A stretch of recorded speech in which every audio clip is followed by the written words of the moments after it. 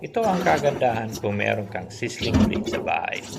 Pero bago mo gamitin, siguraduhin mo munang hugasan ng sabon para malinis, siguradong walang alikabok.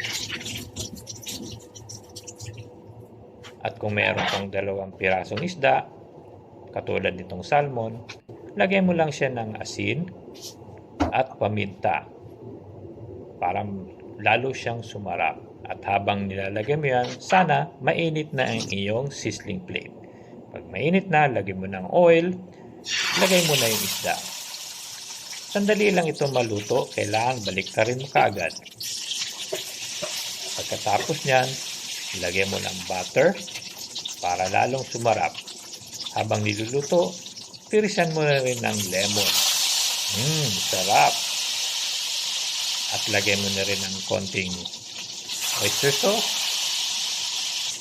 At baliktarin mo ulit yung kabila naman ang lutuin mo.